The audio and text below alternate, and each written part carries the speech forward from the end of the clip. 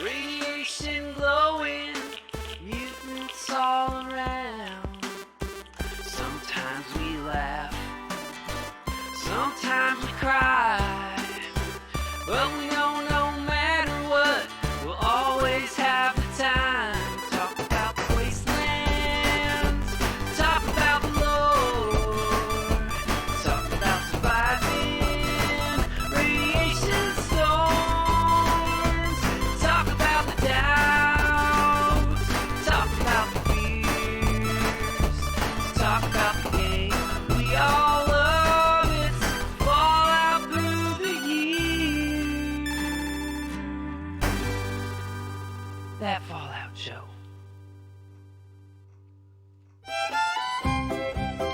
Hello, everybody, and welcome back to That Fallout Show right here on We Just Love Games Network. We love you. Thank you for tuning in live this Friday evening, September 13th, 2024. You're listening Friday to... the 13th, by the way. Oh, my Lanta. Mm-hmm.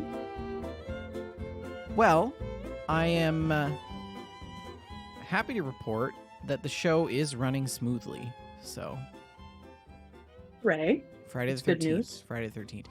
You're listening to episode 72, The Radio. And this is, today's episode will be covering episode 7 of that other Fallout show.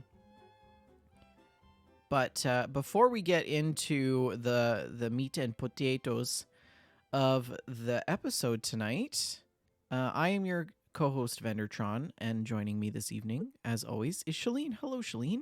Hello. How are ya? Well, How you doing? It's good. I'm Doing good? okay. I'm doing okay. I'm better now that it's Friday and I'm home. And I'm eating dinner while we podcast. I apologize for that. What are you eating? I was late getting out of work. Tamales. Mm. Yeah. What's your favorite kind of tamale? I mean, most of them really. They're all pretty good. All of them.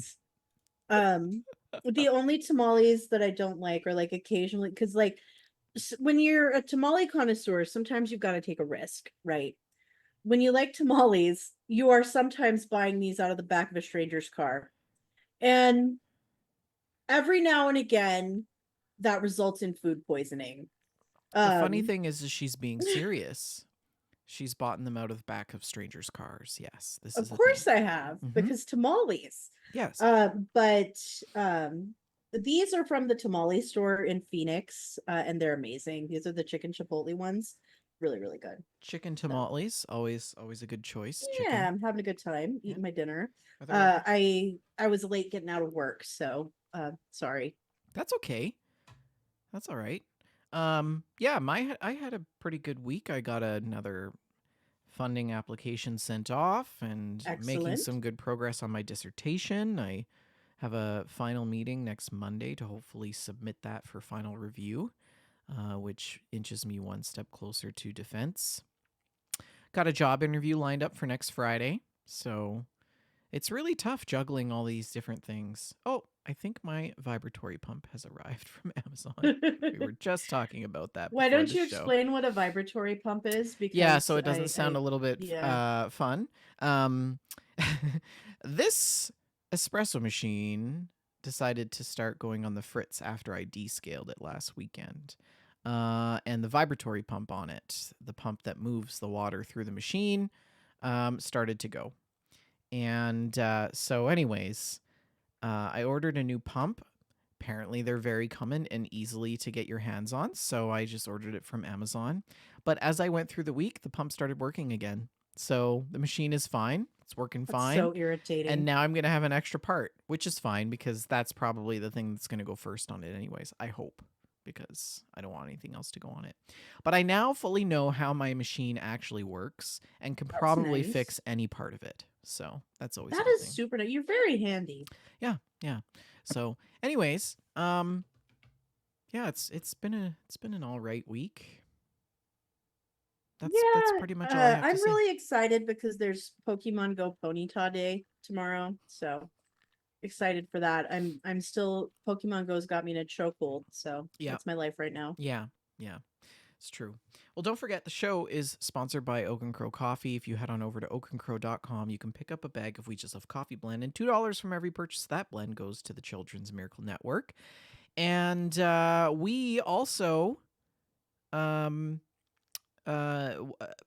do you have any other announcements? Well, I just would like to mention the fact that you folks out there, you lucky listeners, are listening to the number 44 video game podcast in Latvia. Oh, excellent. Statistics are fun. Statistics, yes. 70% of people will believe a statistic. Even Even though if it's wrong. 89% of them are made up right there on the spot. Yep. Wow. Anyways, help us promote the show. Share us on social media. Send us emails. Like, subscribe, retweet, review. Tell your friends about the show. Join us live on Fridays if you can. If you can't, that's okay. Check us out on YouTube, iTunes, Stitcher, iHeartRadio, Spotify, Apple, whatever. At least platform. half of those platforms are dead now. Yeah, we I don't know. even know. We I can't know. keep track of I it. know. They come and go so quickly. It's like, what do we do? The Discord has been super active this week. I'm very proud of all of our lovely community members for keeping things non-political and PG in the Discord, despite the tumultuousness of things that are happening right now. I have enjoyed the food stack, and happy birthday to Vexinator. Absolutely. In the Happy Discord, birthday, who Vexinator. recently celebrated a birthday. And we had a GameStack challenge, which we will be sharing with you next Friday, but I will shout it out. Send us a screenshot of your favorite in-game art pieces, and there's still time to get those in. Post them in the GameStack challenge channel in the Discord. And you can also post your screenshots and stories. We'd love to talk about those on the next episode of GameStack, which will be next Friday, right? Unless, are you traveling? No, I should be here as far as I know. Yes. Anyways, we do have some news. Then we're going to hop into the episode itself, episode 7, the radio of that other Fallout show. Shalene may or may not have some Fallout gameplay. She does have a lore and weapon of the week. Let's hop into it with this just in. Nuclear News Network. That's what we call it on this show. Oh, yeah, that's right. Sorry about that. That's okay. Remember a couple weeks ago or months ago or whenever we reported that the Fallout TV show was nominated for 16 Emmy Awards? 17. 17? Yeah, it's 17. Ooh. The only reason I know that is because it said it on Amazon when I watched episode 7 today. Nice. Okay. So they've won 2, according to this PC Gamer article by Jody McGregor. And which 2? That's so what I want to know. In particular, they won the, I'm scrolling. This is a terrible article. Outstanding music supervision for the first episode, and outstanding emerging media program for its website, which was called Fallout: Vault 33. And that's what they got. What? That's what they got? That's what they got. But the primetime Emmys are still scheduled, and they could win one for Walton Goggins. His category has not been awarded yet. Right, right. So name those again. That was outstanding music supervision for the first episode, The End, and outstanding emerging media program for its interactive website, which was called Fallout: Vault 33. Oh, I had no idea they had an interactive I didn't website. either. Yeah. Apparently, you can listen to the ink spots and watch videos about the characters. Huh. So that's interesting. What do you think about that, Shalene? I think they probably should have won more than that. I think it was a fantastic season of TV, and it was probably deserving for more of the categories. Yeah, I'm a little surprised. Outstanding music supervision is a category typically found in major entertainment awards ceremonies like the Emmys, of course. But I think that this particular category recognizes skill and expertise of professionals for selecting and integrating music into film.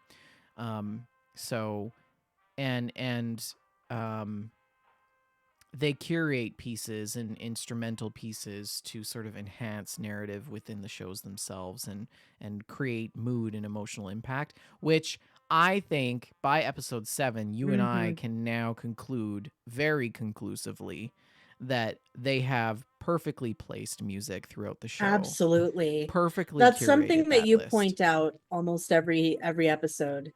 Yeah. Um, Well, some like of the because different because things. the music, the selection in the music is not just about selecting songs, but also understanding their cultural context and the emotional context that they bring to a specific scene, right? So, Mhm. they have knitted that throughout the entire season seamlessly, absolutely seamlessly. And I actually noticed that quite a bit in going through my analysis with tonight's episode.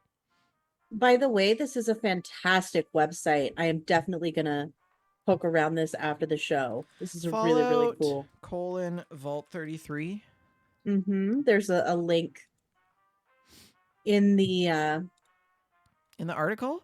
the article. There is a link. Oh, there it So is. I It am is absolutely gonna be scrolling through that later. it's actually a very long convoluted amazon.com link. In Mm-hmm. case you didn't know. Yes. Oh no, there's audio. Let's just here we go. Yes. Let me pull this up on We're the gonna B-roll. okay, we'll look Yeah, at that later. pull this up on There the he is. There's the Hey, website. look. Oh, that's cool. Okay, so it's like a Goggins If you ad. end the video here, just X out of the video.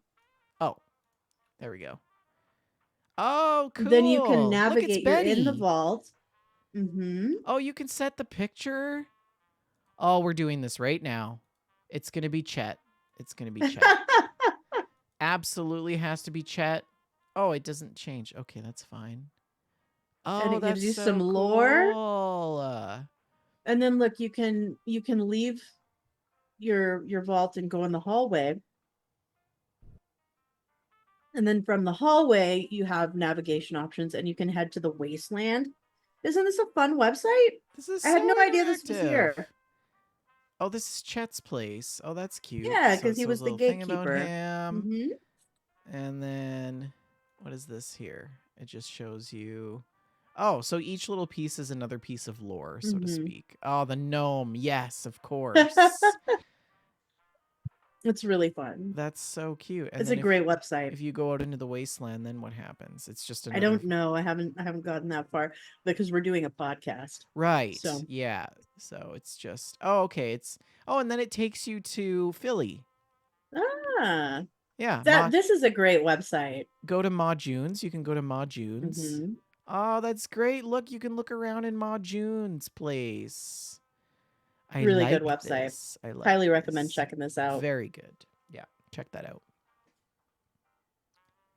Well, I mean that's good, but that's I mean they better win some more primetime Emmys. Hopefully, we'll see. Like I'm a little bit shocked. Mm-hmm. I'm a little bit shocked, but. Well, our next couple of articles are a bit more somber. This is a VG 24/7 article, and it reports that the voice actor behind the lore web series, The Storyteller, appears to have passed away. Voice actor Jason Dameron passed away from cancer on September the 7th, according to this news article by Mark Warren. And this was a really popular Fallout lore series on YouTube. I don't know if you ever watched The Storyteller, but it was really good. I enjoyed it a lot. It was really good. But on Dameron's Twitter account, there was a post that stated, "Hello, everyone. I am Emily Dameron, Jason Dameron's, the Storyteller's daughter. I just wanted to share that on Saturday, September 7th, my father passed away after a horrible year of health. He was diagnosed with stage 4 adrenal cancer that spread to the liver." So our hearts go out to Emily and the rest of Mr. Dameron's family. And we will definitely remember him for his amazing work in this series. Yeah. So you watched his series? I did. Yeah, I loved that show. It was great. It was on the original the second version of I've just blanked out on what that channel was called? The Shoddy Cast. It was on the Shoddycast. second version of Shoddy Cast. Yeah, Yeah, it was really good. cool. Quite liked it. I've never heard of it actually. For me, it's new. But what he did was he took sort of cinematic shots from in game and created stories from them. Yeah, he basically it was it was lore, but there was sort of a storyline running through it as well. Okay. So, Hmm. and this guy had a really fantastic narration voice. It was really good. So, I highly recommend going to check those videos out. I would imagine they hold up. It's kind of a cool. So. That's a cool legacy to leave behind. It is, yeah. Mhm. And our next news article is also about a voice actor having passed away. This is a PC Gamer article by Harvey Randall. Voice actor Peter Renaday has died at age 89. And in addition to playing Duncan in Dragon Age Origins and Master Splinter in the Teenage Mutant Ninja Turtles TV series, Renaday was the voice of Easy Pete in Fallout New Vegas. Easy Pete. Yeah. Easy Pete was the guy that you meet when you get out of Doc Brown's The place. dynamite guy. New Vegas, yeah. Easy Pete. But it appears to have been a death of natural causes because he was elderly. But Renaday has voiced an awful lot of very, very beloved characters, and I will never forget Easy Pete. Easy Pete is yeah. So locked he's in my done memory. Grey Warden Duncan in Dragon Age Origins. He also played Al Malim in both Assassin's Creed yeah. and Assassin's Creed Revelations. His other work includes Master Splinter and Teenage Mutant Ninja Turtles, as you said, and then also Jack to Gears of War, Samurai Jack in Gears of War 3. Sorry. Yeah, he's done a huge body of work, and again, our condolences to the family, and much respect for Mr. Renaday, who voiced Easy Pete. So, man, that is. It's been a tough week for the voice acting community. Do you have any other news? Well, I have one other small bit of news. If you are someone who enjoyed Fallout Shelter, you will probably be interested in the fact that Elder Scrolls Castles is out. It's pretty similar, except it's Elder Scrolls. So Elder Scrolls Castles. Huh. And that's it for the news. You know what just popped into my head? Say so. It was so dumb. Do you remember that? Dumb. I do. It was so dumb. I think that was from a listener email, right? Okay. Anyways, let's hop into tonight's main attraction, which is episode 7, the radio of that other Fallout show. I'm excited. Now, before we hop into it, there is sort of a recap for the episode, of course, but we're going to skip over that because we've already talked about that. If you want to listen to our analysis of the previous episode, episode 6, we encourage you to check out the previous episode once it's posted. This was a really great episode. Has it been posted, Shalene? No, we're not talking about that. Okay. No, we're talking about episode 7. Oh, really good. Okay. You just eat your tamale over there. So the scene opens to someone in NCR Ranger power armor. Oh, wait, what's going on here? They're in the desert, right? And they're sort of running a metal detector across the wasteland, the sand in the wasteland. This is the wrong episode. I'm on the wrong episode. Stand by, folks. Apologies. Here we go. No worries. Everything's fine. I'm like, Technical why is difficulties. This? Yeah. So these guys in these NCR Ranger outfits are out in the wasteland, and this is such a cool shot. I'm sure that this is all CGI.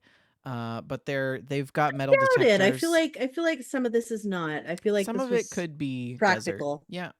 One of them is digging. There's two people in the sand. They're in front of like a dilapidated sort of building. Um and I'm not sure. Those look like the traditional garbage cans that you see in Fallout 3, Hayshaline, in the middle of that Mm, building on the second they level. do Yeah. actually. Yeah, those do Yeah. look like trash cans. Mhm. And they've got a metal detector, which to me looks like a modified Geiger counter, but it actually says the Outdoorsman on the side of it. It looks like a metal detector to me. It's just got a great big box on it. Yeah.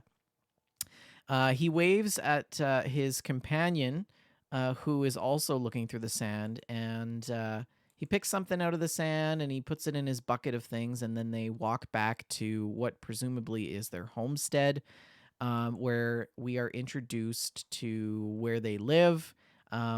It's And it's a this looks father and so his much like son. a building out of the Fallout series, I doesn't it? know, right? I was thinking this, like, I wonder how long it took them to fit those pieces together in build Hmm. mode. Yeah, I'll bet they kept clipping through the side. It Hmm. probably took hours, right? Yeah. I wonder if this is a prefab or if they did this piece by piece.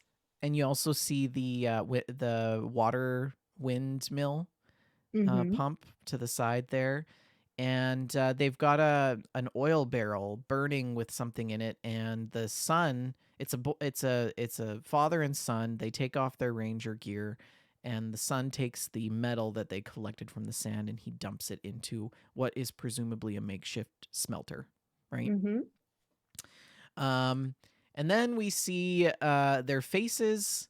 We're introduced to Eric Strada, who plays Adam, this gentleman that you see on the screen, which is the dad, accompanied by Charlie Basso in the role of Adam's son, Tommy. And they enter into the house, and Adam is calling out for Sandra. And then he notices Goggins, the ghoul, is sitting there eating food. And they're kind of like startled. And As you would be when you're expecting your small daughter, and yeah, instead find this very scary looking man and eating some lunch. the daughter comes over and she gives Goggins a glass of water, and he says, "Thank you, darling." And he takes a bite out of some of the meat that he's eating at Adam's table, and Adam breathes this sigh of relief as his daughter walks up to Goggins with the glass of water, and he's like, "Oh Hmm. wait, you thought no." And he motions to the girl, right? As if like Goggins They was thought, eating his daughter. yeah, Yeah. eating her. Yeah. Hmm. And he's like, "Come on now. I'm not that bad." We Uh, did see him make butt jerky a few episodes ago. yes, this is true. Adam asks Sandra to wait outside, and she does. And then Goggins talks about lead farming, um, and because that's what they're doing in the desert with their metal detectors, they're searching for lead. And he says, "Why the hell? I probably still got some of your lead in me from somewhere," which indicates to us that they have some sort of history. But he says, "Today I'm just looking for information."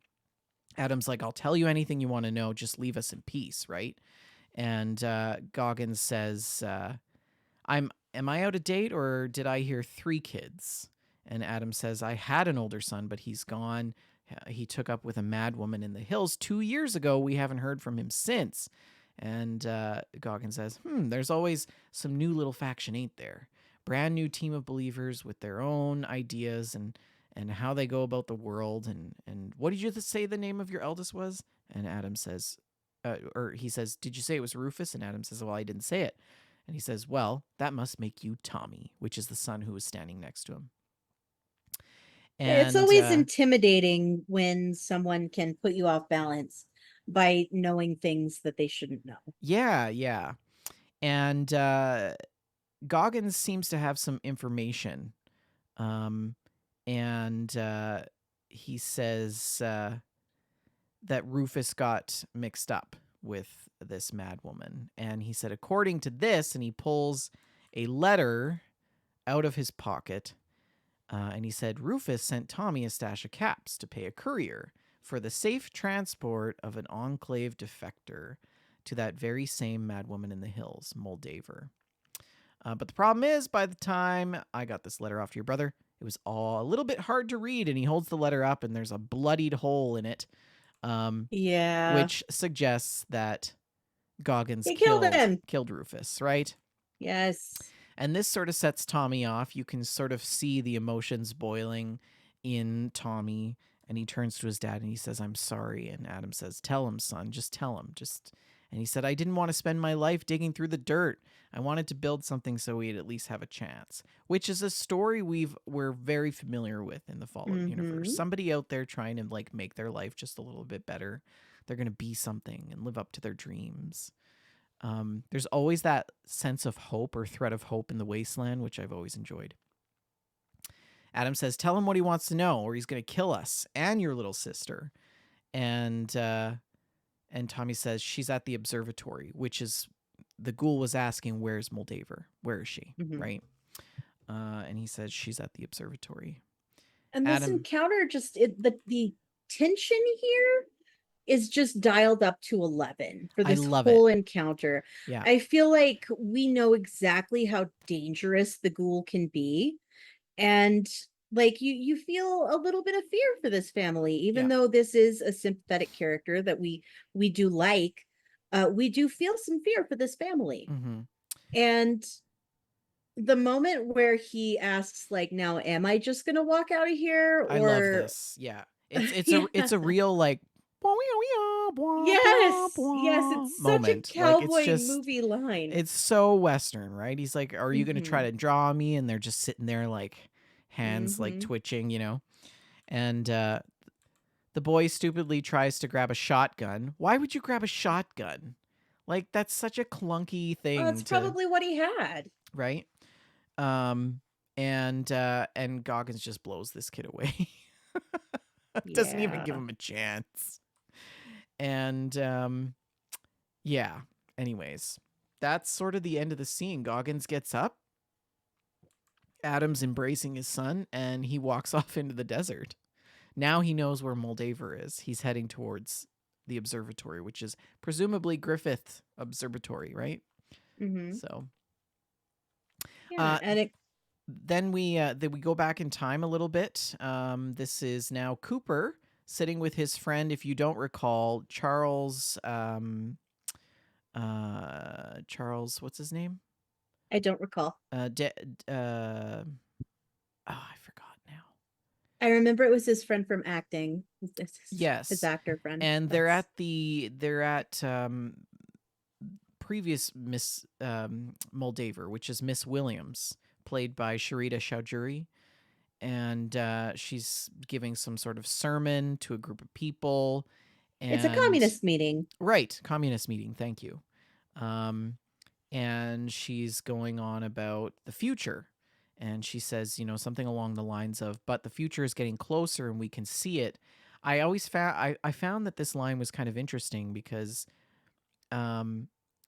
it's interesting how the writers chose this line as it portrays Moldaver in this particular time to be sort of naive in her perceptions of time in the future, like that the future is like finite and it's coming and it's just going to happen. But meanwhile, we don't know. We know that that's not what happens in the future. It just keeps going, right?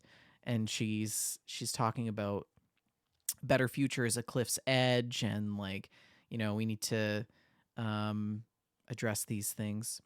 Cooper gets up, calls it horseshit, decides that he's going to walk out.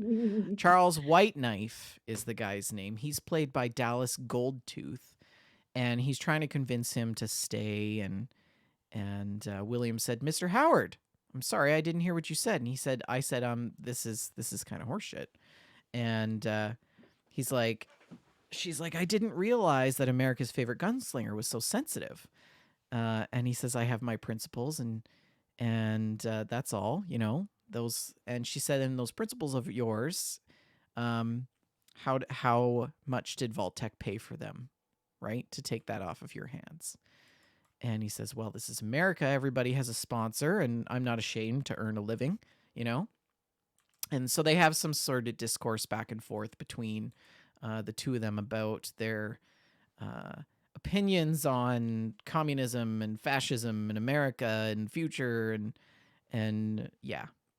Well, Uh, eh, th- go ahead. he Go leaves ahead. and she follows him out, Yes. and this really shows that they they're not done with him. You know, she's not done with him. No. And I just really thought the temerity of this lady.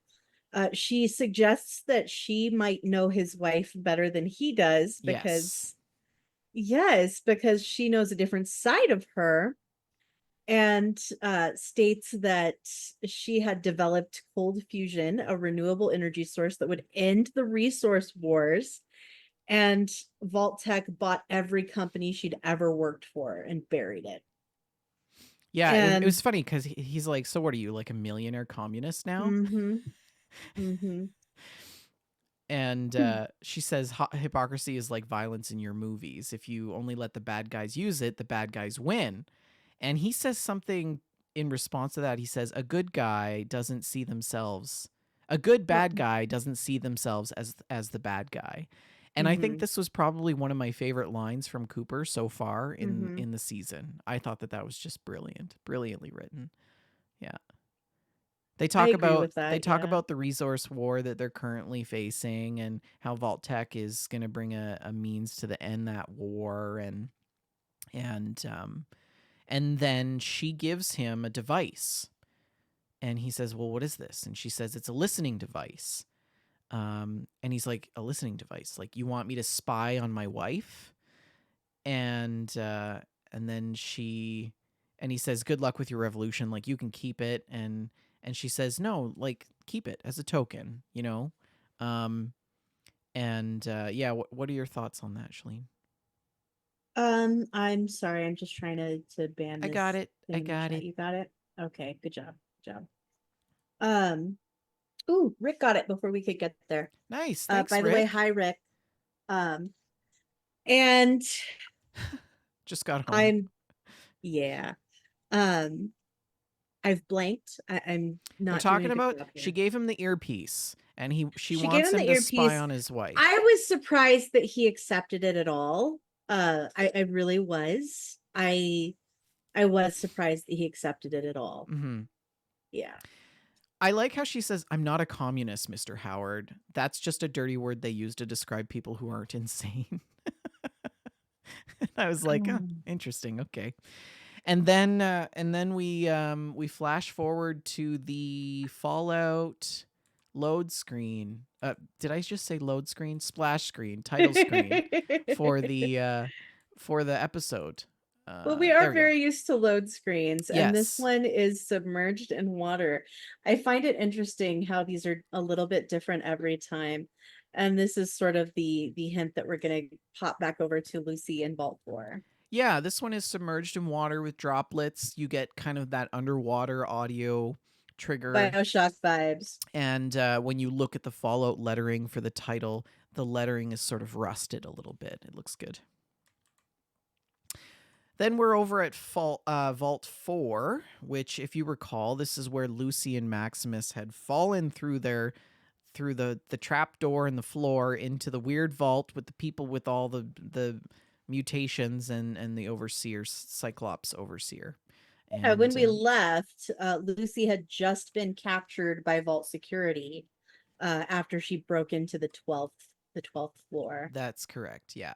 And Birdie, the woman on the right here, who is one of the main characters in the vault, she's played by Shireen Dabbis.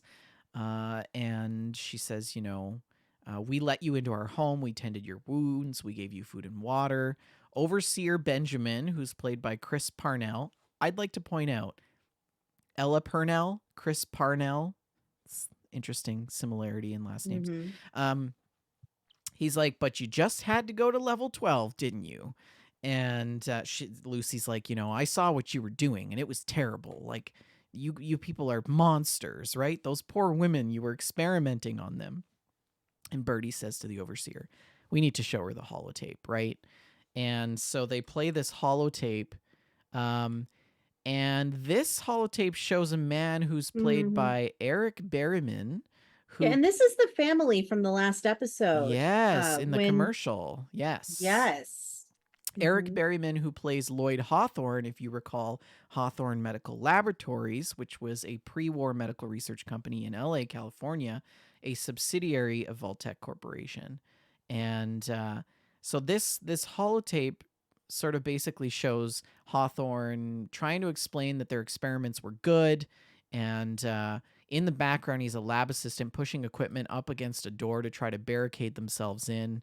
And things are going awry, and a gulper breaks into the lab and attacks them, and yeah, it's Yeah, we find out that they're whatever science they were doing in terms of the effects of radiation on the human body, it was not as benign as it sounded. yeah.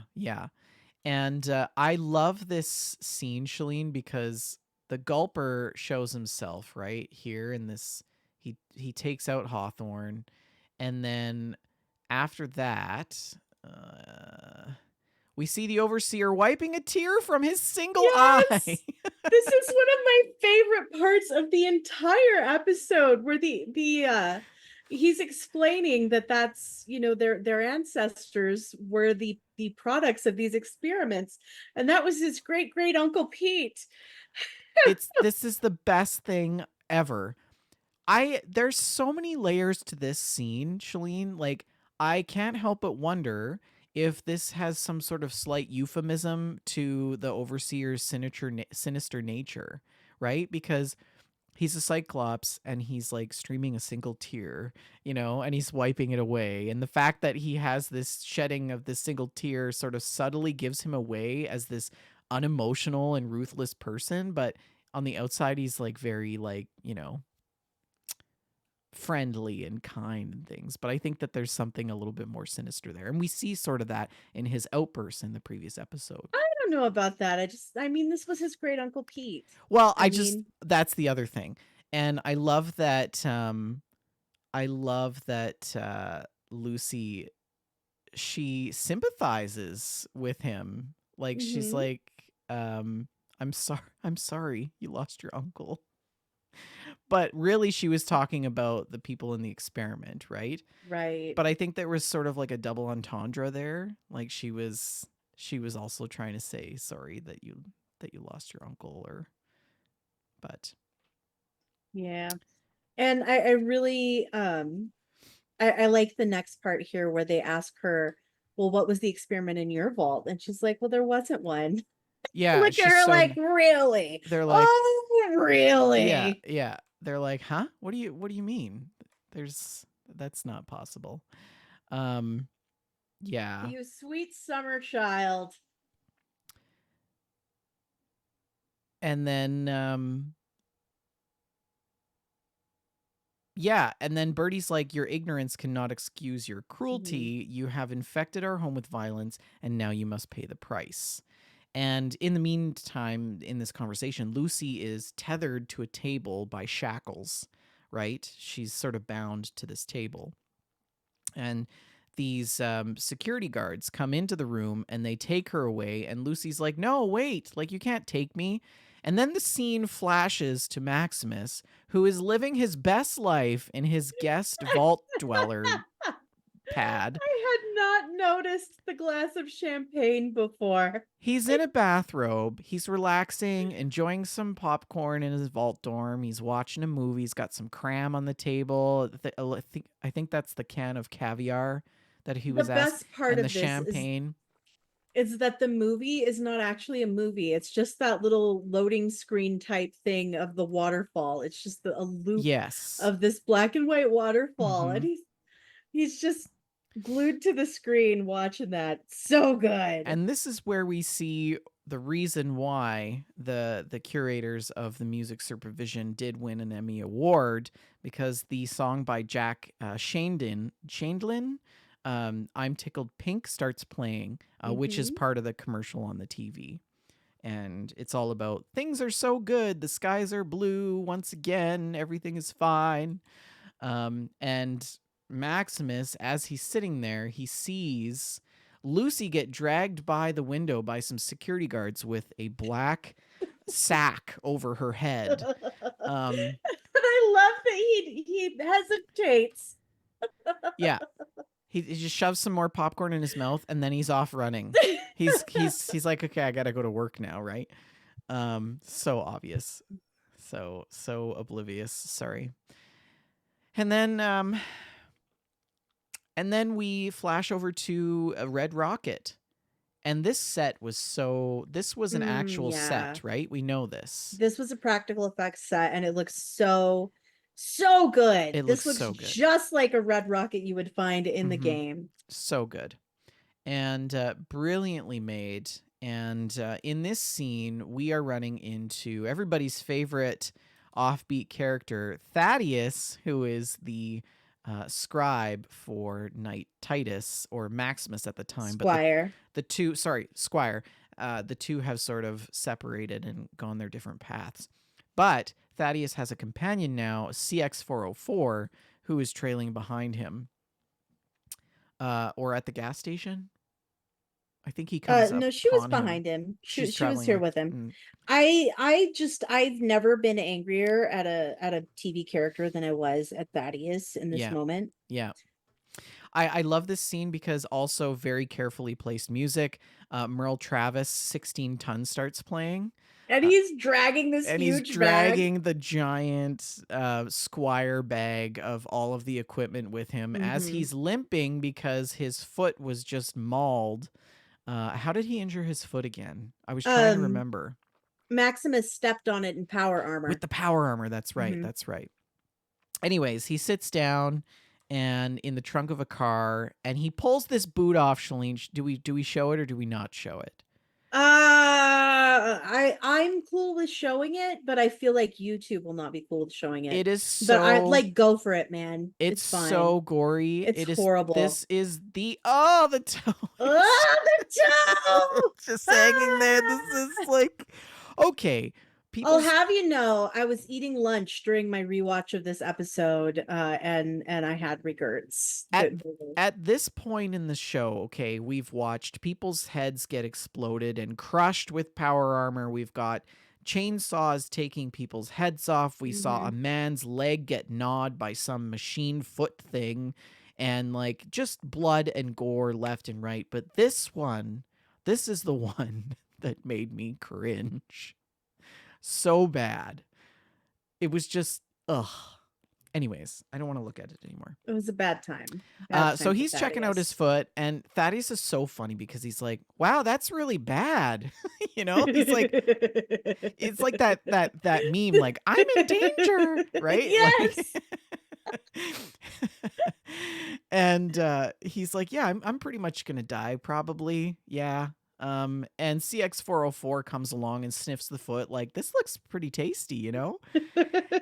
And that is so cute between the conversation between these two because he's like, no, that's my foot. It's not food, okay? You can't just eat it. If you were a person, you wouldn't have any friends if you just went around eating people's feet and stuff like that.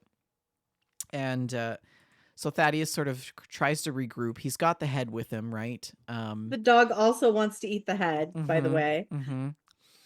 And he also had stolen the fusion core from Maximus's power armor, if you recall. And then he decides, for whatever reason, that it's a good idea to put this dog in the Nuka-Cola icebox. Yeah, I think he's just trying to lighten his load. So Yeah. he's getting rid of stuff, and he doesn't want this dog following him anymore. And I was furious. He puts the dog in there. He puts the dog in the you know that scene in Dumb and Dumber when Lloyd and Harry are chained to the bed at the end of the movie, and Harry tells Lloyd that he went on a date with Mary and she touched his leg, and Lloyd's like, "Okay, kill him." That was the moment when I decided that Thaddeus was no longer a good character in this season. When he put the dog in the box, that was it for me. I was like, nope, I hate you now. And he's trying to justify it. He's like, look, you'll be fine. There's plenty of room in there. There's a little window. You can breathe in here, right? All right. Gotta go find the radio so tower. mad. See you later, buddy. Like, are you serious? Yeah. Thaddeus, that's karma's gonna get him. Then we switch scenes over. We are back in Vault 4. And there is some sinister stuff going on here. This Birdie scene had is... me going, man. They've still got this very cult-like feeling, you know, the vibe is negative, and Lucy's on trial basically. She's being sentenced. What will her punishment be, you know, for doing violence in the vault? I loved this scene. It's pretty good. And she's tied down here. People are eating popcorn. Like, did you notice that? The guy's eating... The ear on his head. Oh my god. Well, I mean, we all have ears on our head, but Yeah. And yeah. so I love this. And Overseer of Vault 4 is my favorite. He's such a funny dude. Yeah. Because he's like, I sentence you to death. And he's holding this massive sword. And he says, by banishment to the surface. Starts sawing away at her bonds with that giant sword. And I laughed so hard at this. I laughed man, we so need to hard at this, sharpen this Shalene. thing. And he's just like, just hold on a sec. She's like, you mean you're just letting me go? And he's like, well, I mean, we're going to send you 2 weeks worth of supplies. I love that even though these cultists are so wackadoo, the writers chose to maintain their zaniness in all its beautiful form. And it's just obviously, so good. we're sending someone to carry the supplies up there for you. Yes, here's a bunch of supplies, and we'll make sure that someone helps you to the front door. Don't worry. Oh my gosh, this had me going. It was so good. And yeah. And Lucy's like, you're just gonna like let me go? And he's like, well, that's certainly an optimistic perspective. Like, you're going to die horribly up he's there. He's like, you're not even gonna last 2 minutes up there. Lord knows what's up there to wait to kill you, you know? And he's like, we'll give you some supplies to take with you, but after that, you're on your own, Goosey. And she's like, okay, that's like really nice of you guys. Thanks. And then Lucy's like, can I just ask you one thing? And she's like, my friend really likes it here. You know, he's a really good person. He deserves to be somewhere nice and safe. Mm-hmm. He needs people to take care of him. He's seen a lot of terrible things. And just as she's going through this, Maximus bursts into the room in his power armor. He's stolen their fusion core. He's taken the fusion core to get his power armor up and running again, using his whole brain cell this time, putting 2 and 2 together by taking the Vault's fusion core, and he bursts into this room to take Lucy back, to save her. People flying left and like right, Nuka-Cola dispensers through the air. It's chaos. He just yeeted that whole fridge, man. And Lucy's like, wait, no, stop. They're letting me go. And he's like, wait, really? Oops. Sorry, everyone. Yeah, because he thought he was coming to save her life. He thought she was going to be executed. He points to the guy over on the floor. He's like, somebody might want to check on him. And the guy's like, It's so good. I love this episode. This was a really, really, I think, important scene for Lucy and Maximus as they make their way up to the surface. Lucy's like, wait a minute. And Maximus is like, what? And she's like, we stole their fusion core. And Maximus is like, well, yeah, I need it for my power armor. And Lucy's like, well, without their fusion core, they don't have any power. They're only on auxiliary power. They're going to be out of power in just a few days. And Maximus he's like, no. And Lucy is like, yes. And he's like, no. And she's like, giving it back is the right thing to do, right? And he says, without this fusion core, this armor is useless. I can't be a knight. And Lucy says, well, you can't be a knight by stealing from people either. And Maximus says, but I can help people with this armor. And there's sort of a silence between the two of them. Obviously, Lucy's not going to give in, right? And he says, all right. And she says, for example, I want to help you. You really want to give back their fusion core if it means you don't get your dad? And Lucy's like, if my dad found out that I destroyed the entire community to save him, Mm-hmm. this would break his heart. And I think that this scene was really important because Maximus, there was some parallelism between that interaction, like Lucy's perspective about her dad and Maximus's perspective about Lucy. I think that, like, if he actually stole the fusion core and didn't give it back, it would break Lucy's heart. Like, he would break Lucy's heart in a way. Another really interesting parallel for me, though, is that she says if he finds out, that I destroyed a whole community to save him, he'd be so heartbroken. Yeah. But he literally tried to destroy his own whole community to save her in episode 1. He fully believed that Moldaver was going to blow them to smithereens. Yeah, that's true. That is true. Anyways, he gives in, hops out of the power armor, gives Lucy the fusion core, or has the fusion core, and she says, "Come on, let's go." And I thought this scene was really powerful because Maximus was learning values from Lucy about the power Mhm. of integrity and honesty and kindness. And I like how he just sort of looks back at the power armor as sort of like a metaphor for Mhm. he's leaving his old self behind, and following her to like create this new version of himself as he's Yeah. learning in his interactions with her. And I think that he is that much closer to taking on the values of what a knight of the Brotherhood should have always been, right? Mhm. And we've seen that interaction in the conversation between him and the scribe. Is it the scribe? Squire. Squire? No. The head dude, Oh, the elder. the elder. How the Brotherhood has sort of lost their way, right? Mhm. And Maximus believes that can be changed. I thought it was It's pretty really good. interesting watching how they are shaping each other through I their lo- relationship. I love, and then they have this very serious moment between the two of them, right? And then it flashes back down in the vault. Somebody's on their hands and knees scrubbing the floor, and you hear this clink, clink, clink, and it's the The fusion fusion core. core. Maximus drops it down the hidden door shaft, and all you hear from down below is "Thank you." I loved that. I loved it. So good. It's like they dropped it through a mail slot. I thought that was so funny. Like they're like prisoners, right? Mhm. Or some capacity. It's so good. And then there was this weird interaction between Lucy and Mhm. Maximus. She asks him, "So you're thinking about those oysters, aren't you?" And he's like, "Yeah," because he was eating oysters in the vault when he was in his bathrobe and having the best time of his life. And she's like, "Well, we don't have oysters in my vault, but we have canned tuna. If you liked oysters, I'm pretty sure you'll like canned tuna." And then she tells him about how she was supposed to marry a stranger, which turned out to be a raider or whatever. Mhm. Went And really badly.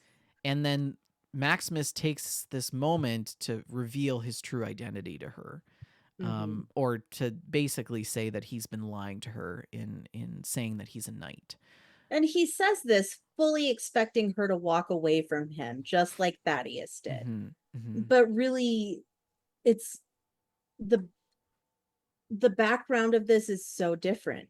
She totally does not care Yeah, that he's Maximus and not Titus, yeah, because what is that? Titus means nothing to her. yeah. He Um, says Titus is the name of the knight mhm. who owned the suit before me. He was threatening me, so instead of helping him, I watched him die, and I took his armor and lied to you. So all that stuff you're saying, Mhm.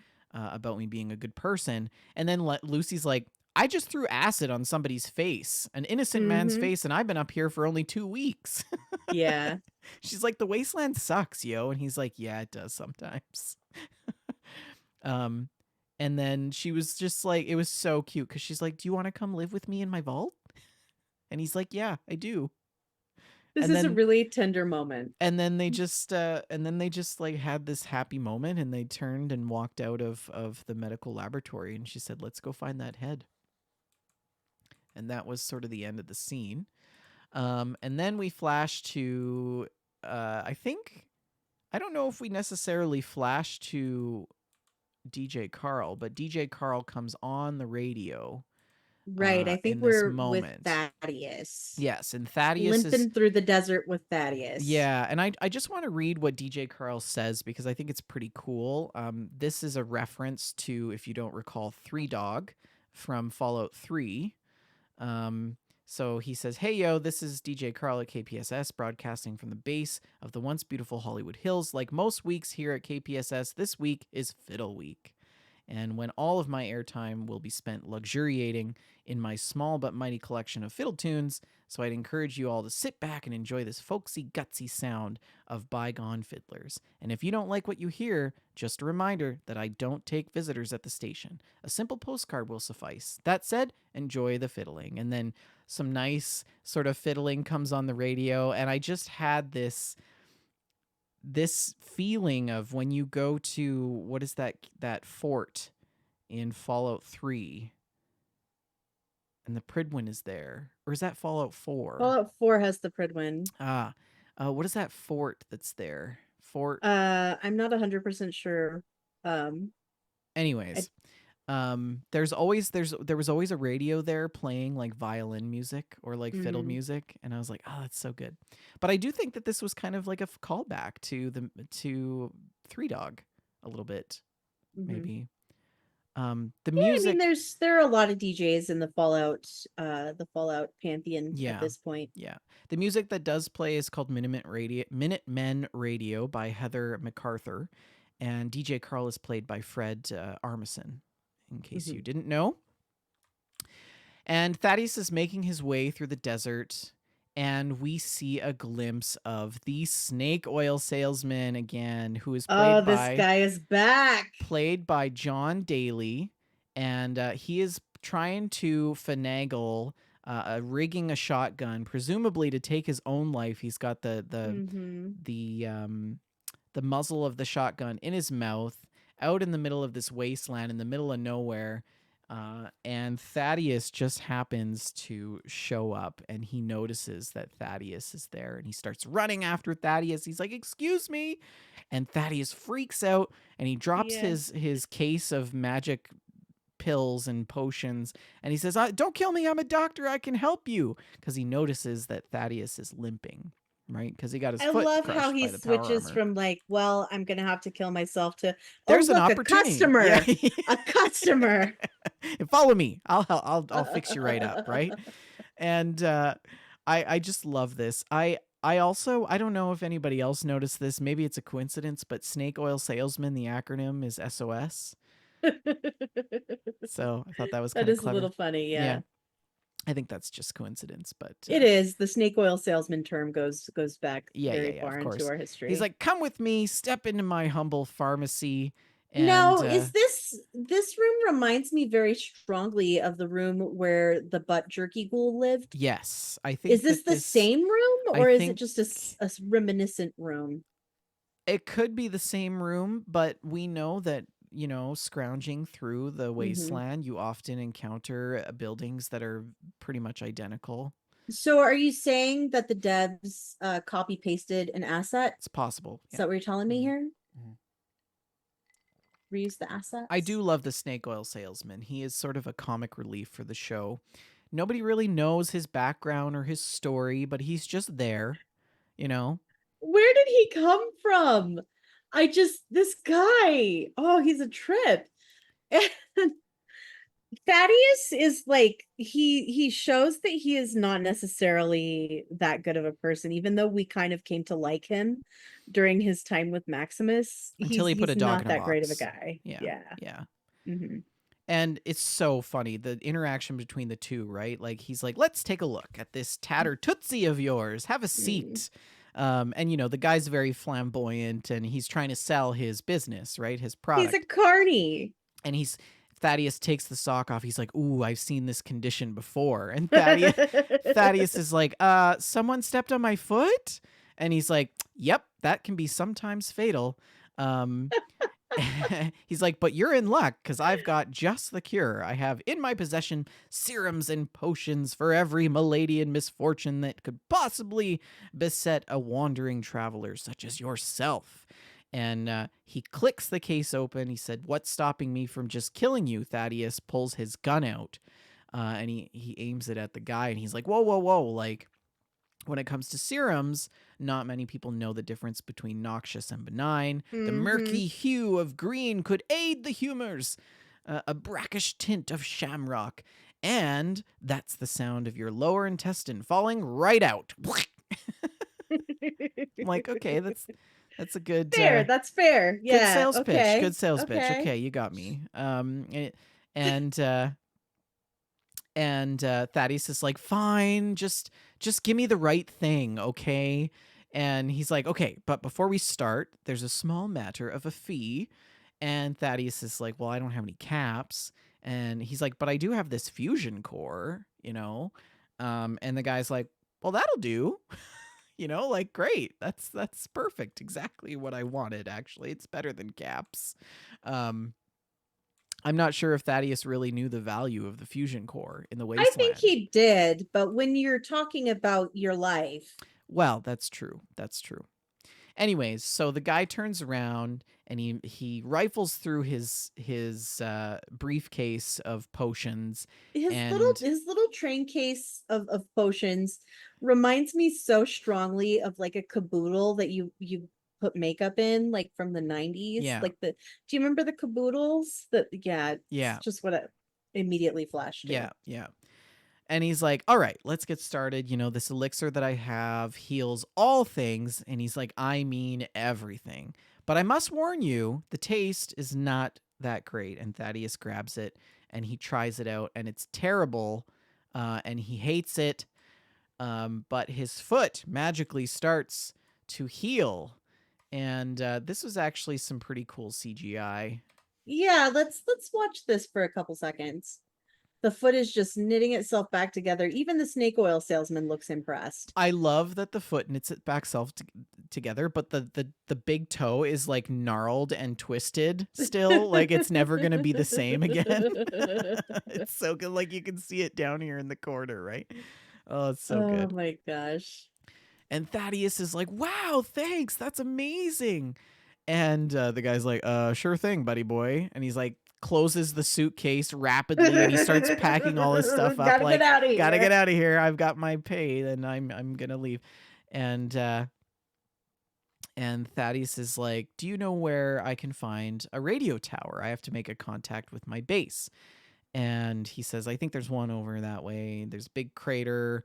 And he refers to the middle of a shithole, and then shady sands, and No, I didn't catch this the first time, but this is also one of my favorite lines in the episode. Thaddeus is like, oh man, it's so irradiated down there. And the snake oil salesman tells him something to the effect of, oh well, you don't have to worry about that anymore, do ya? yeah, hinting that Thaddeus is now a ghoul, right? No. Okay, so this is something that I mentioned before that I wanted to talk to you about. So the indications seem to be that he's a ghoul. But I was talking with Archon before the show, and he said that there are some theories online that might have been FEV. Oh. So he might be a super mutant instead. He might be in the beginnings of... That would make sense because we haven't seen a super mutant yet. No. I thought that was a really interesting theory. There are some other wild theories. He didn't tell me about all of them because we had to come do a show. Oh, that's But interesting. I hadn't heard that one, Yeah. and it fits. It really does fit. Yeah. So Thaddeus gets his new foot. The snake oil salesman rushes out of his pharmacy, and Dinah Washington starts playing What a Difference a Day Made.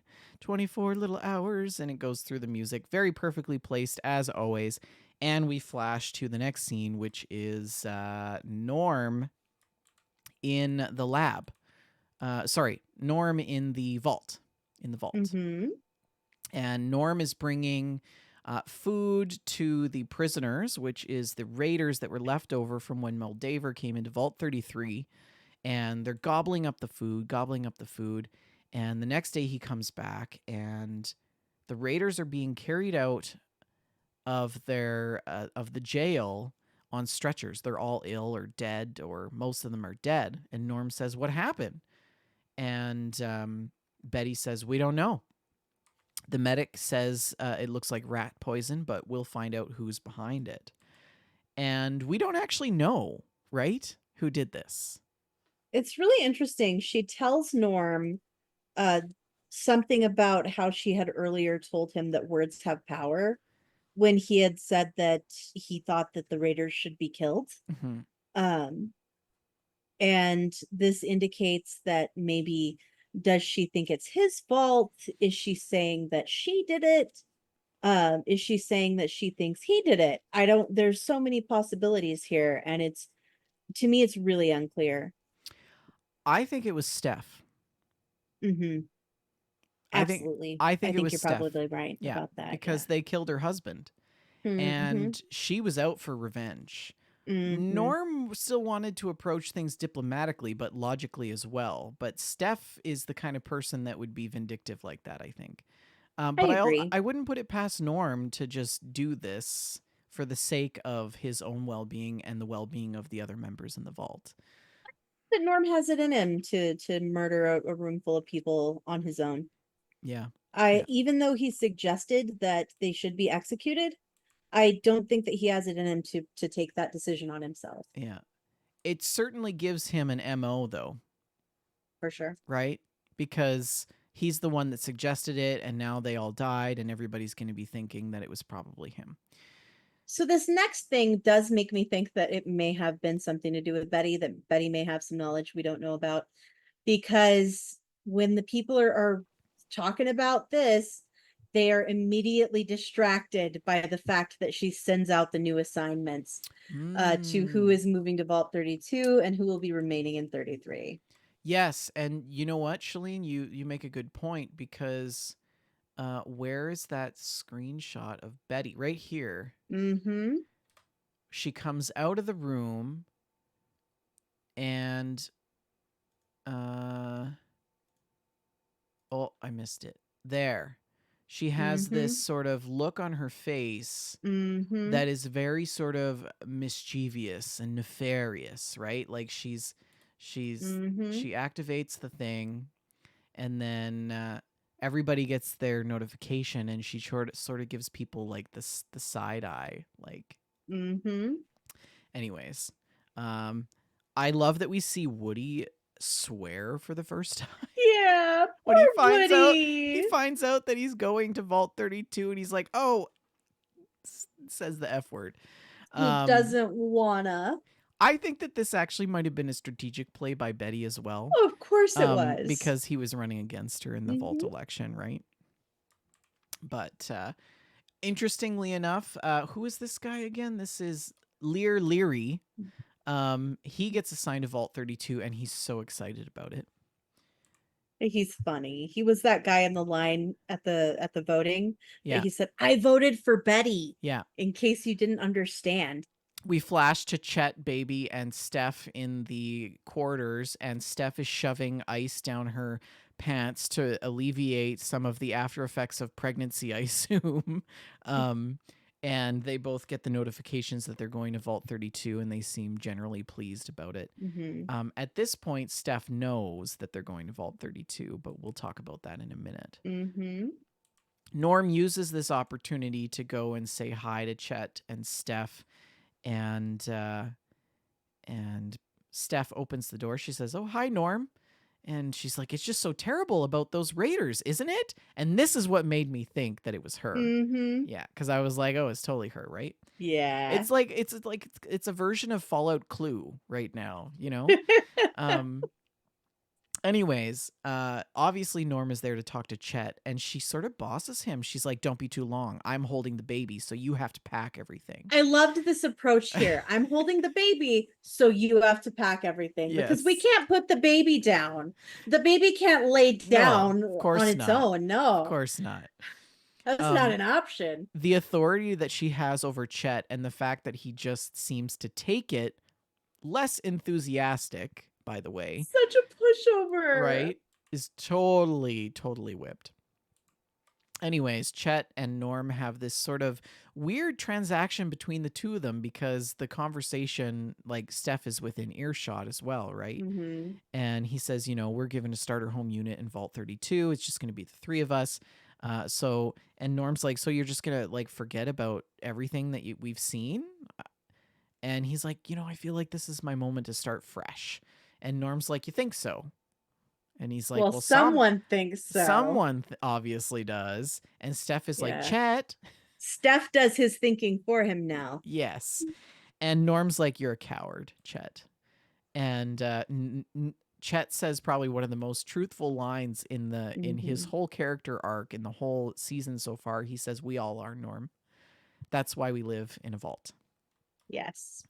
And some mournful music is playing, and then we switch back to the Red Rocket, and we hear CX-404 whimpering from the Nuka-Cola icebox, and the ghoul Error. Pepper's not found. The ghoul is looking at the station nefariously because he hears the dog, and he's thinking somebody is there, right, with the dog.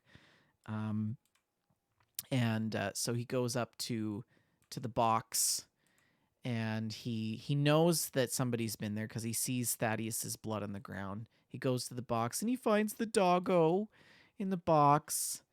And I love this scene because the dog and Coop, they reunite, right? Mm-hmm. Once again. And he says, let's go find your daddy. And then cool Papa Jarvis, yeah, baby starts playing. And the scene switches to the past. Cooper is smoking his pipe, reading a magazine on the sofa in his house. Did you notice it's a Tesla Science magazine? Oh, it is. I never noticed. It's a recognizable cover. Yeah. Tesla Science. Yeah. And his dog is sitting with him on the couch, and they're just sort of relaxing. And his wife, he pulls out the listening device that Moldaver had given him at the communist party or gathering. And he walks up to his wife's Pip-Boy, which is sitting on the counter, and programs it so that the listening device is now a receiver to the Pip-Boy, so he can now listen to his wife's conversations.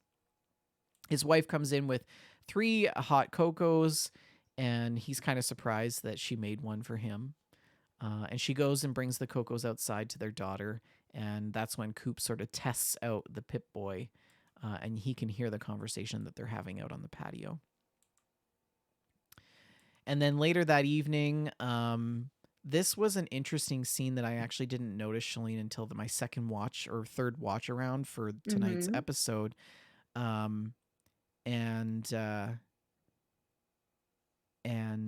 He's watching some program about watching his commercial that he thank films. you. Yes. And while she sleeps, his wife is asleep in the bed. Yes. And he is just chain smoking. And have you noticed that Coop smokes so much more now than he did in the earlier scenes? And the lady in the ad, Cassandra, she says, that's right, and we'll be living and working right here in Vault 4, leading a community governed entirely by scientists. Well, and knowing how that turned out. Yeah. And she says, well, I may be a hero in the movies, but you are all heroes in real life. Sorry, that's Coop's line. And then he says under his breath, no dogs in the vault. Huh. And I didn't pick up on this line, but this is Coop's soft spot for dogs, right? This is the real reveal of his soft spot for dogs, and I think it's what actually turns him into the good bad guy.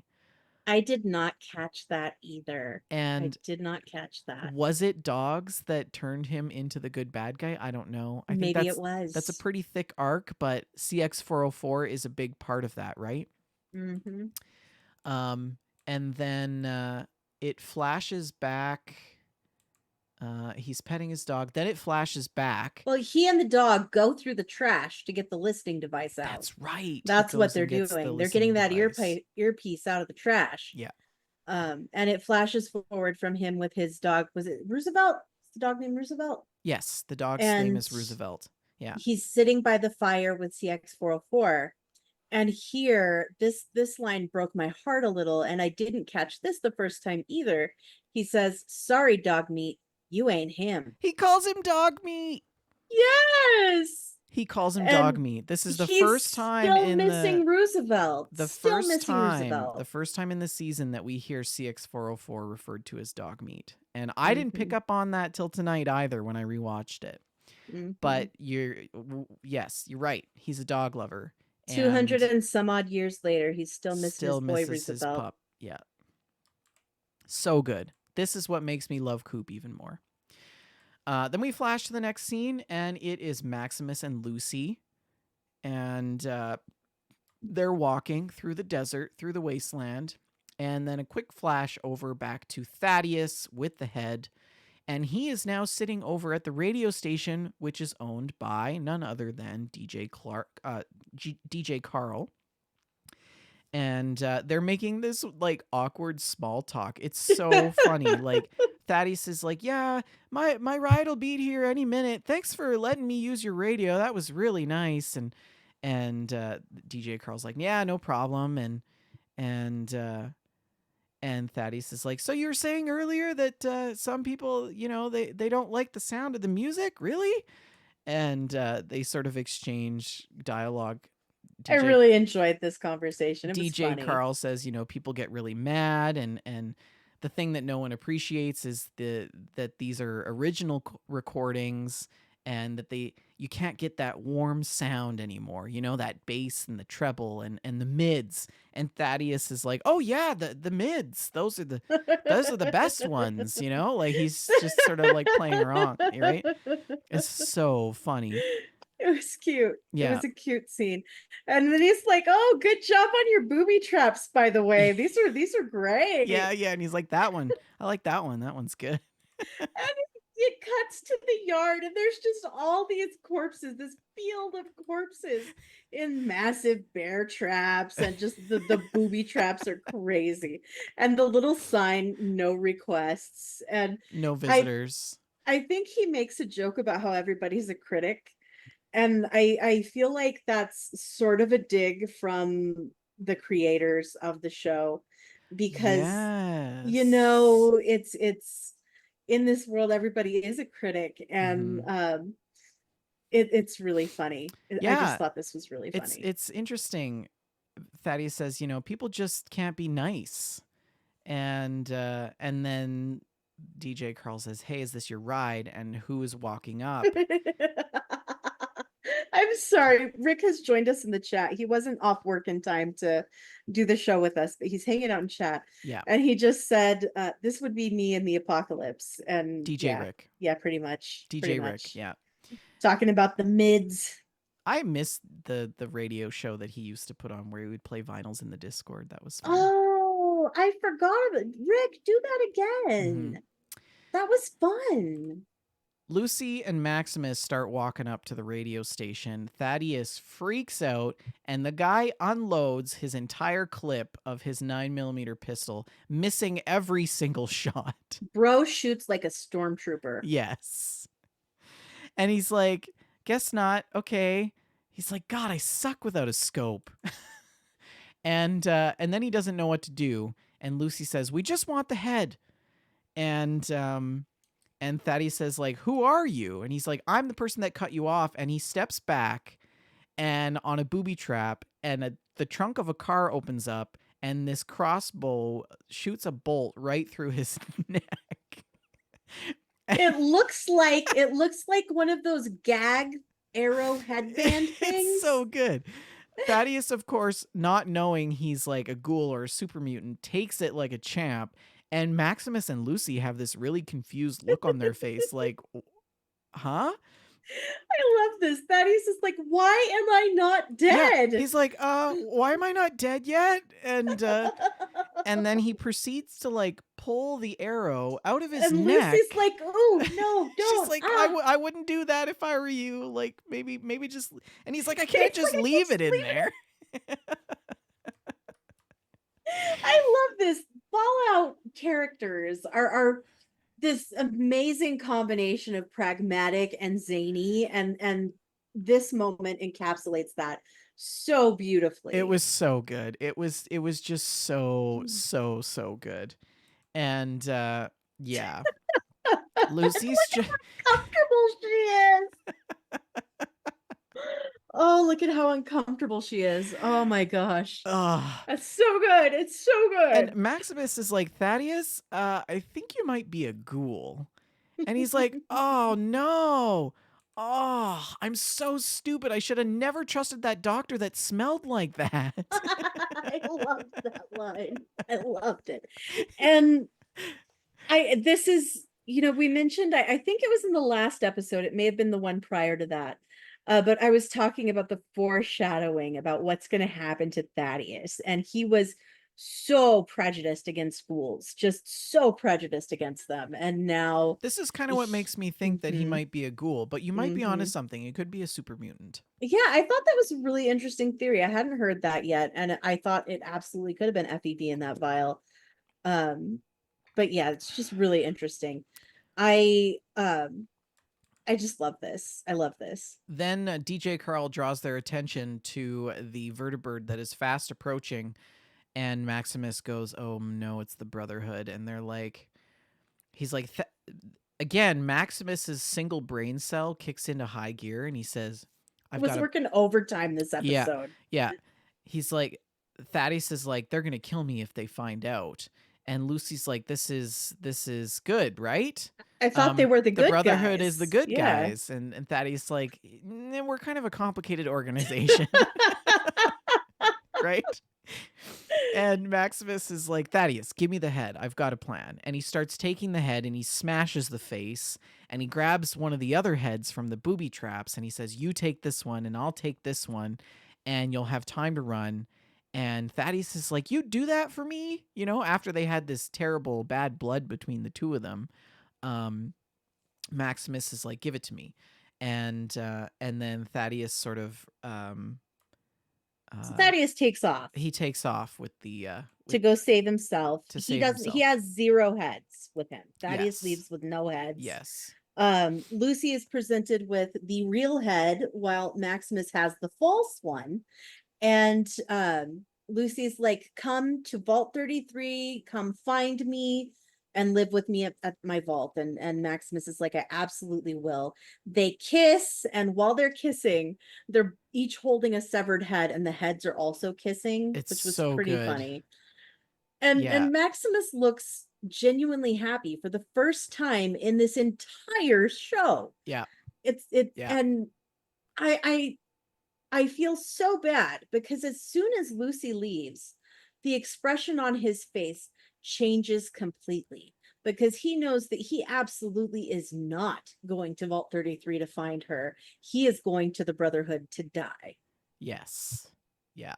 I loved that the heads, like the heads were kissing as they were kissing. Like that was just some of the Falloutiest stuff that It you was could so ever good. expect to see, So right? silly. So silly. Yeah. And then the Dan Lears, you're everything, you're my world, you're the song I sing, you're my guiding light, you're my star, Diamond Leaf starts playing. And he absolutely Maximus, I did not enjoy Maximus's character very much in this show. But in this particular episode, I started to like him. You and Rick did not like him at the start. No. Yeah, I always have liked Maximus. I always had this suspicion that he was going to have this really complicated character story arc about his character. But in this episode, he's absolutely willing to sacrifice himself for Lucy and Thaddeus. Yes. 100%. He is going into this fully believing that he is going to die. Yeah. Yeah. So he is definitely developing the qualities of a knight that we would expect to see of the Brotherhood of Steel. And Lucy says, I will wait for you in Vault 33. Come find me. And Maximus says, I will come find you. And yeah, that's sort of the end of the scene. The change on his face, man, it's amazing. Yeah. It was brilliant acting. Brilliant acting. let's As go much back. as I didn't like the character, I do believe that this actor did a stellar job throughout the entire Looks season. down, and then boom, back to I've lived in hell all my life. Yeah. It's interesting. It's interesting what love can do to a person. Anyways, we're back in Vault 33, and they're doing a goodbye ceremony for the people who are going to Vault 32. And Betty says, and now we say goodbye to all those who are leaving Vault 32, each of them choosing their for their agreeability, stick-to-itiveness, and all of the other qualities that make them a successful pioneer. And of course, every vault. And then Woody's like, nope, I can't do it. I can't do this. I don't live there. I live here. I live here. I'm not going. I'm not going. I'm not going. I'm not going. He just keeps saying, I'm not going. Excuse me. And then the vault guards, they step in. Betty's kind of looking at him like, really? Oh, I was so sad. My heart broke for Woody. Yes. And, Because he's the only one out of all of them that didn't want the change, right? Mhm, Yeah. mhm. He doesn't want to go. I'm not sure what Norm wanted. And she split up the two friends, Woody and I forget the other Reg. gentleman's name, Reg. Reg. She split up Woody and Reg, which Yeah. I plainly was a strategic move, but I also thought it was cruel. Yes. And seeing their farewell broke my Yes. heart. Yeah, and it's so funny. He turns around. He's like, "Sorry, everyone. That was weird. Sorry. I'm fine. I'm going. Proceed. I'll go. Proceed. It's Yeah. okay. And Betty's like, "Thank you." And of course, every vault needs an overseer, which is why I've conferred with the High Council, and we are proud to announce as interim overseer to Vault 32, Stephanie Harper. And Big shock, it's someone from Vault 31. yes. And Chet looks at Norm very concerned in this scene, and they look at each other and sort of exchange glances. And Norm is sort of like, I told you so. Look what you've gotten yourself into, you dumb oaf. Like, and I love that they've got the baby wrapped in like a Vault-Tec scarf. It's so cute. Yes, it's very cute. And then the door opens and they all walk in. And those are the people of Vault 32.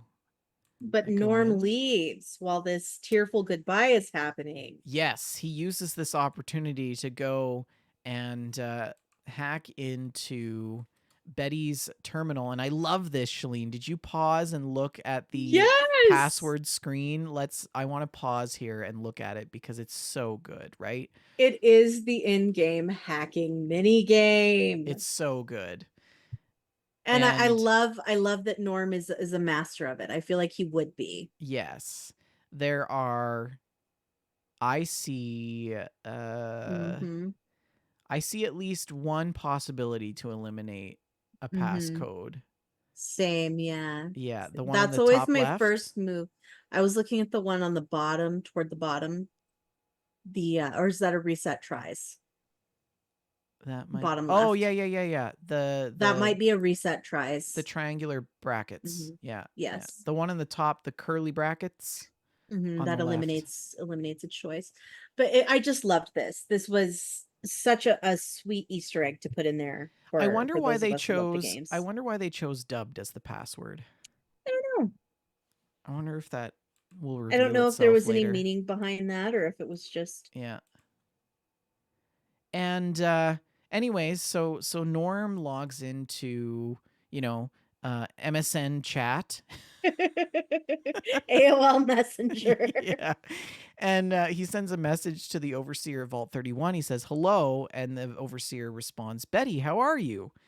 And he says, "Are you compromised?" And Norm says, "The mission is not going as planned." And the overseer in Vault 31 says, "Come to Vault 31 immediately." So Norm makes his way to Vault 31, and he I was hollers. a little surprised that they opened the door for him. Yeah, because it should have been Betty's voice, right? Like they should have known that it was Betty. So the fact that they opened the door at all tells me that there was something suspect about Vault 31.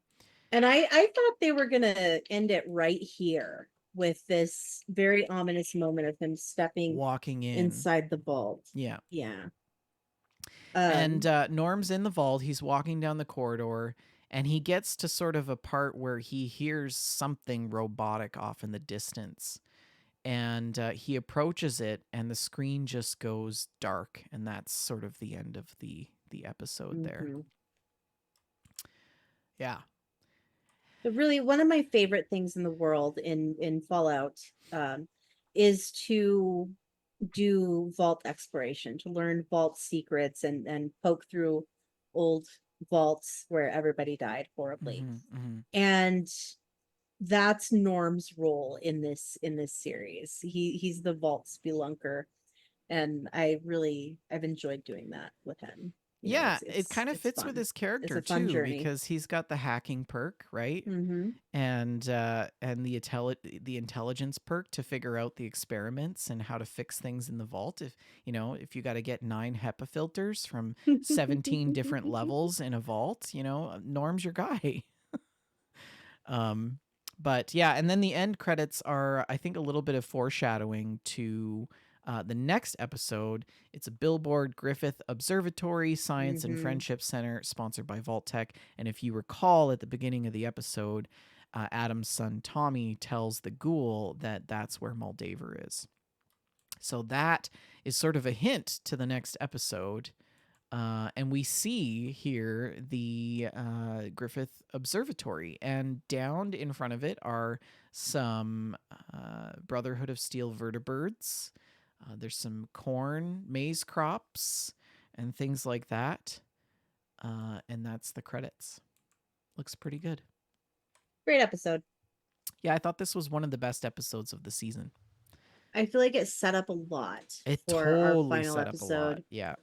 And Yeah. I'm really excited to jump into that last episode with you guys. Yeah, it's going to be good. And we are going to have, I think, Jessica Starr joining us for the final episode. That is the plan. We yes. still have to confirm with her, and hopefully Rick will Mhm. be able to make the time in 2 weeks to join us for the final episode as well. Indeed. Any final thoughts on this episode, Shalene? Not really. I think this was a ton of setup, and there was also a ton of payoff on some of these character arcs where we got to learn who these characters really are deep inside, and these characters were learning who they are. And yeah. I liked it a lot. Well, it was a good one. That was episode 7.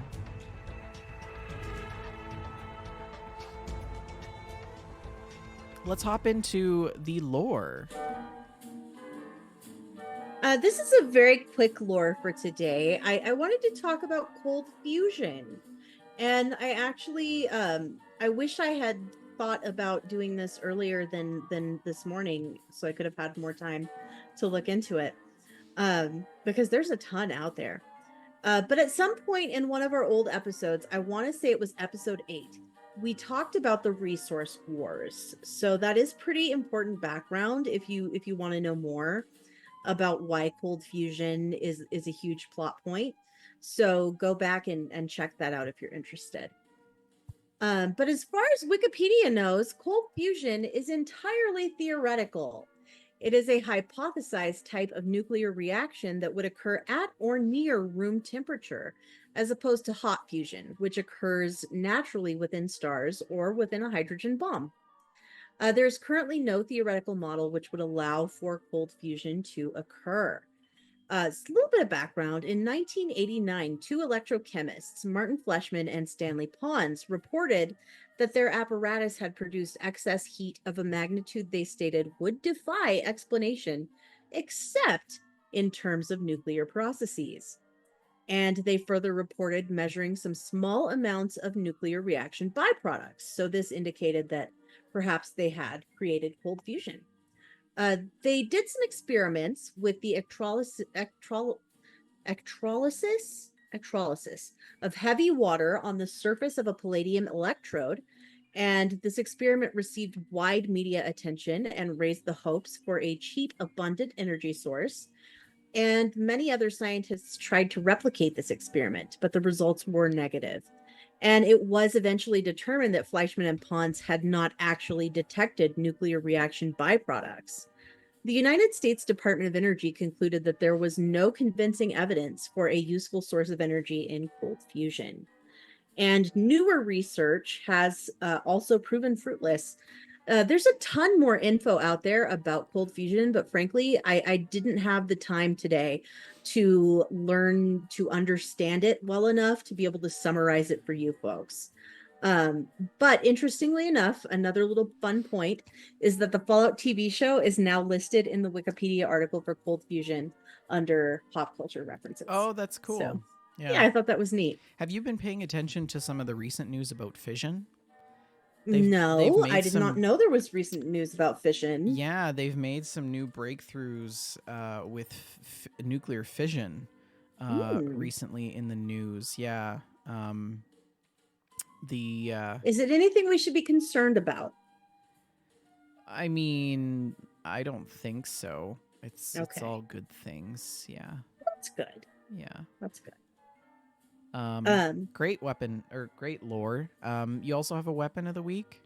I have an item of the week, which is Let's play the Go ahead. bumper.